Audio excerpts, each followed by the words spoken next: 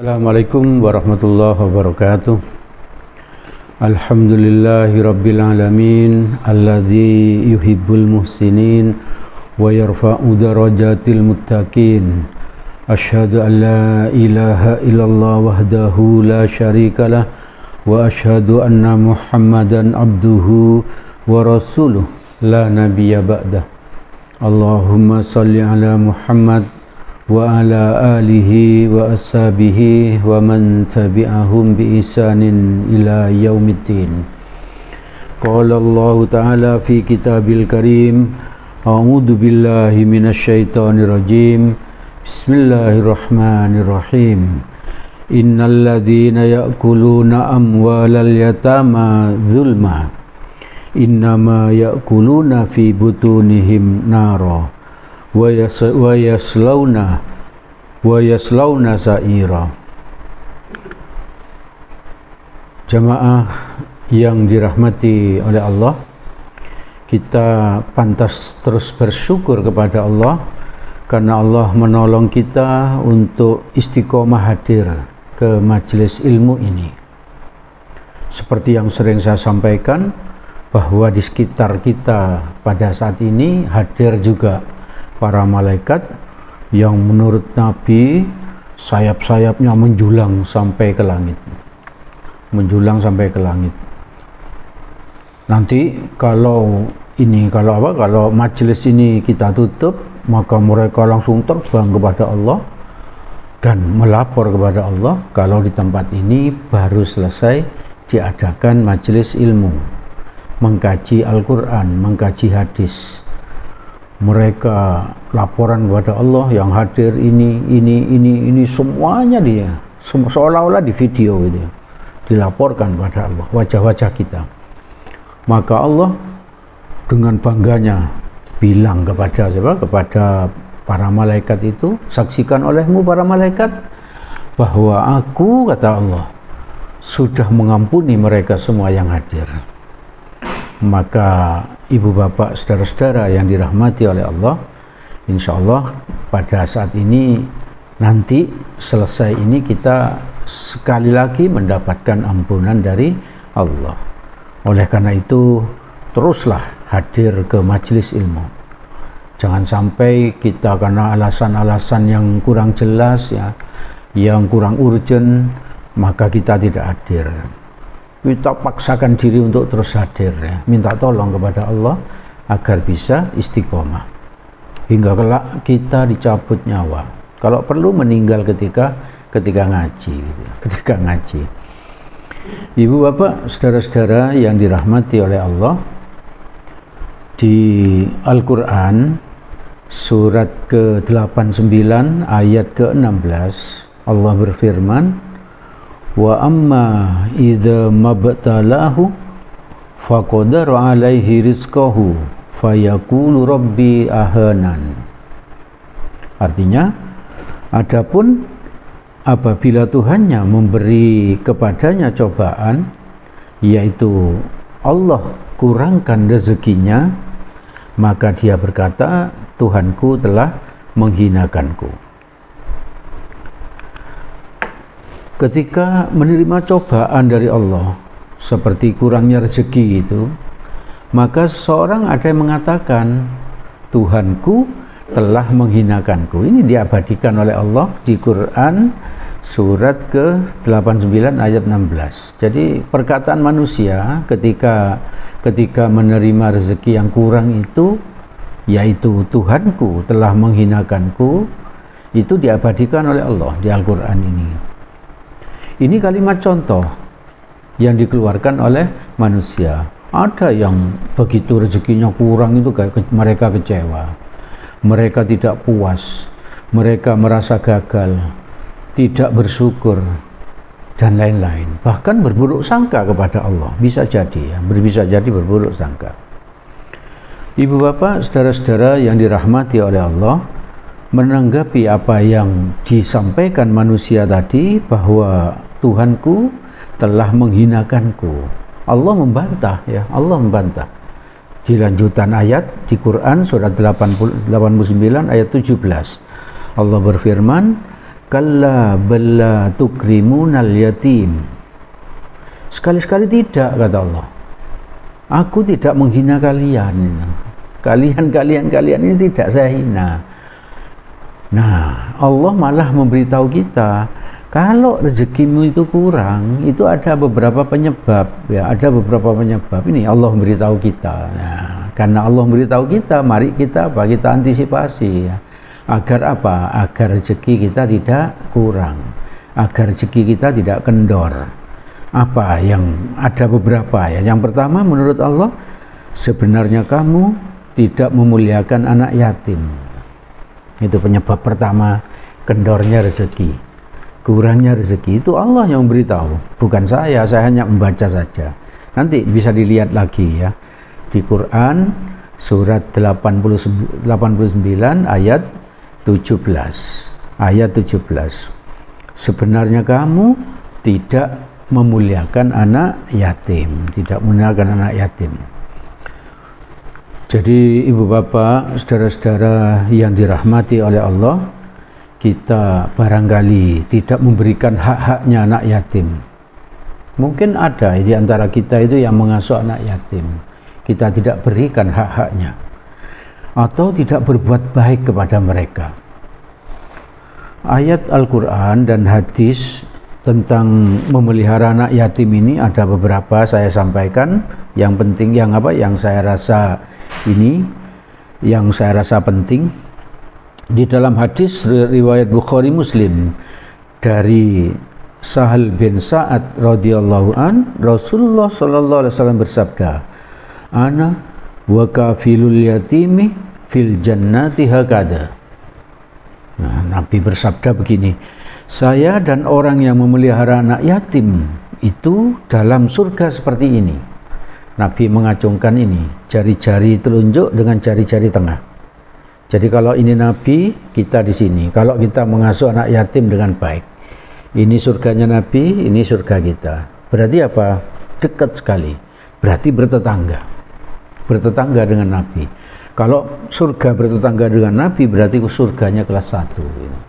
Surganya kelas 1. Surga itu ada 100 tingkatan. Ada 100 tingkatan. Jangan bercita-cita ingin masuk surga yang tingkat ke 100 ya. Nanti bleset nyemplung ke neraka gitu. Jadi cita-cita itu harus apa? Harus bagus mungkin ya.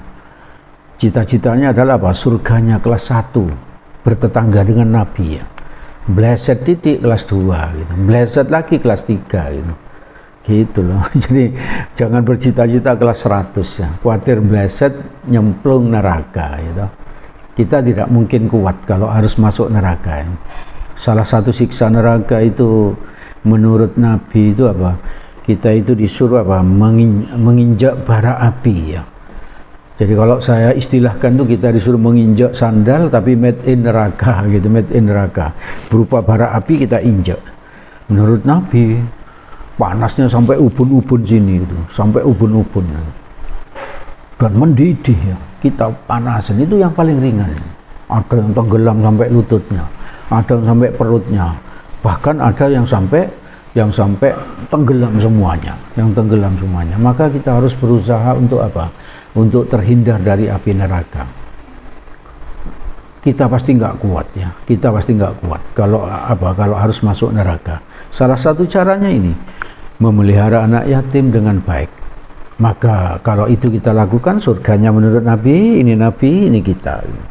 Ini.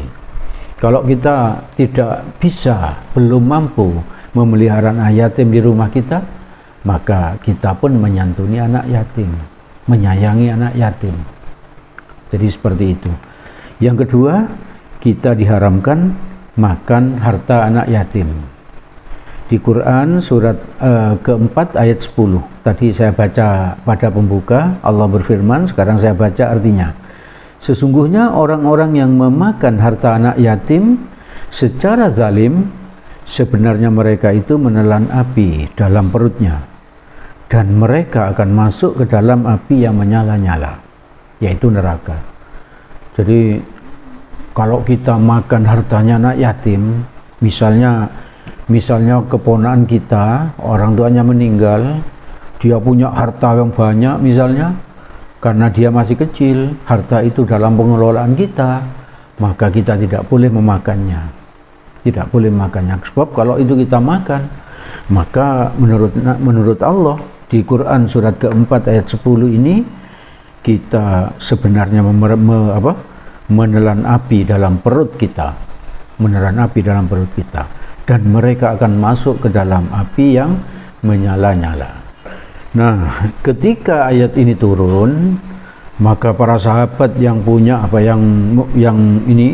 yang mengasuh anak yatim di rumahnya itu memisahkan ya antara makanan anak yatim dengan makanan dirinya sendiri, keluarganya dipisah gitu ya. Nah, kalau makanan itu tidak habis dimakan oleh anak yatim itu, maka mereka tetap juga nggak mau makan, dibiarkan sampai basi gitu. Maka karena merasa eman dengan hal itu dan merasa sulit, mereka para sahabat itu menghadap kepada Nabi. Di dalam hadis riwayat Tirmizi dari Amr bin Syu'aib radhiyallahu an, Amr bin Syu'aib ini berkata bahwa seseorang datang kepada Nabi Muhammad sallallahu alaihi wasallam dan berkata, "Aku adalah orang fakir, orang yang tidak punya apa-apa." Fakir itu berarti apa? Yang dimakan aja tidak ada gitu ya. Dan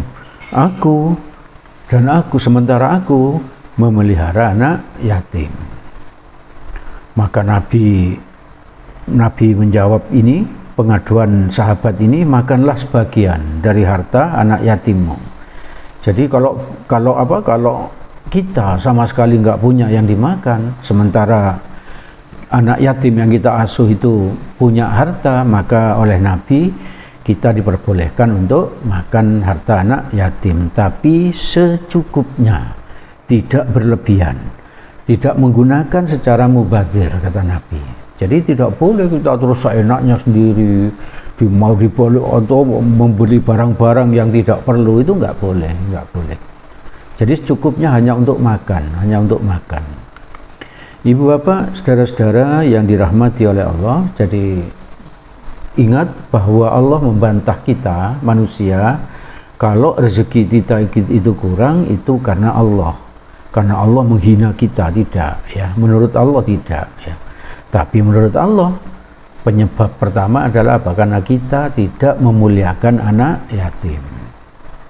Yang kedua, di Quran surat 89 ayat 18 Allah berfirman, wala tahaduna ala ta'amil miskin. Artinya, dan kamu tidak saling mengajak memberi makan orang miskin. Nah, itu penyebab yang kedua menurut Allah ya, menurut Allah. Saya hanya membaca. Jadi kendornya rezeki kita ya, agak sulitnya rezeki kita, itu penyebab yang kedua adalah apa? Karena kita tidak saling mengajak untuk memberi makan orang miskin. Tidak memberi makan orang miskin, tidak mengajak orang lain untuk memberi makan orang miskin. Bisa jadi karena kita memberi makan orang miskin itu, maka orang yang bisa kita beri makan tadi itu berdoa kepada Allah agar apa? Agar rezeki kita lancar. Berkat doanya orang miskin itu, maka rezeki kita itu menjadi mudah, tidak kendor itu. Jadi mari kita berusaha untuk menyantuni atau memberi makan orang miskin, bukan hanya untuk kepentingan mereka, ternyata juga untuk kepentingan kita sendiri. Jadi bagus sekali kalau ada orang pengemis datang ke rumah kita lalu kita kasih ya. Kalau kita kasih, maka ketika ngasih itu kita berterima kasih, malah kita tidak mengharapkan terima kasih dari pengemis. Mengapa begitu? Karena ternyata apa? Satu, kalau ada pengemis ke rumah kita terus kita kasih, kita bilang terima kasih. Karena apa? Pengemis tadi memberi kesempatan kepada kita untuk berpahala. Yang pertama. Yang kedua, ternyata dengan cara kita menyantuni mereka itu, membantu mereka itu, ternyata rezeki kita menjadi mudah. Menurut Allah di Quran surat 89 ayat 18. Ayat 18. Ini ada sebuah hadis yang sebetulnya cukup panjang ya. Tapi saya ringkas saja, saya langsung baca ringkesannya. Ada dua orang bersaudara ya, ada 2 orang bersaudara. Yang satu pedagang kaya raya, ya, kaya raya. Yang kedua ahli ibadah, ya, ahli ibadah. Yang pedagang saya sebut aja A, ya, yang ahli ibadah saya sebut B, gitu ya. Tidak suka bekerja. Suatu hari A mengadukan B kepada Nabi, karena setiap harinya yang A itu apa, menyantuni saudaranya yang tidak bekerja ini. Jadi yang karena tidak bekerja, dia untuk makan itu disantuni oleh si A yang pedagang tadi. Maka karena tidak mau bekerja, oleh A diadukan kepada Nabi karena tidak suka dia gitu. Kerjanya jadi masjid saja, beribadah saja. Maka Nabi menjawab, ya, Nabi menjawab, mungkin kamu bekerja keras, ya, mungkin kamu bekerja keras. Bisa jadi karena doanya, ya, karena doa saudaramu yang ahli ibadah itu, maka rezekimu lancar, maka bisnismu lancar. Itu seolah-olah Nabi mengatakan apa? Bahwa si A tadi membantu saudaranya yang tidak punya tadi, menyebabkan apa? Saudaranya bersyukurnya dengan cara apa? Mendoakan si A agar apa? Agar bisnisnya lancar, agar rezekinya lancar. Itu menurut jawaban Nabi, menurut jawabannya Nabi. Maka ibu bapak, saudara-saudara yang dirahmati oleh Allah, mari kita membiasakan diri untuk apa? Untuk selalu memberi kepada orang miskin, Barangkali di tetangga kita ada yang perlu bantuan. Kalau tidak ada, berarti barangkali ada yang hadir setiap pagi atau siang itu ke rumah-rumah kita itu untuk apa? Untuk mengemis itu, atau mungkin pengamen, ya, kita kasih gitu. Jangan sampai kita menolak mereka. Untuk apa? Satu, agar kita dapat pahala, dan yang kedua, agar rezeki kita tidak kendor, Jadi ibu bapak, saudara-saudara yang dirahmati oleh Allah, kesimpulan yang saya sampaikan pada malam ini, bahwa kalau rezeki kita itu kurang atau kendor, itu bukan karena Allah sedang menghina kita, tapi menurut Allah, satu, karena kita tidak memuliakan anak yatim, dan yang kedua, karena kita tidak saling mengajak untuk memberi makan orang miskin. Masih ada lagi yang ketiga, tapi kita sambung di kesempatan yang akan datang, ya. Film India itu harus bersambung, ya, biar menarik, ya, biar menarik. Itu yang bisa saya sampaikan pada kesempatan malam ini. Yang baik dan benar itu semata-mata dari Allah Subhanahu wa ta'ala. Semoga ada manfaatnya bagi kita, dan semoga Allah menolong kita agar kita bisa mengamalkannya. Amin. Apabila ada salahnya, saya mohon maaf yang sebesar-besarnya. Mari kita tutup dengan doa kafaratul majlis. Subhanakallahumma wa bihamdik, asyhadu an la ilaha illa anta, astaghfiruka wa atubu ilaik. Billahi taufik wal hidayah. Assalamualaikum warahmatullahi wabarakatuh.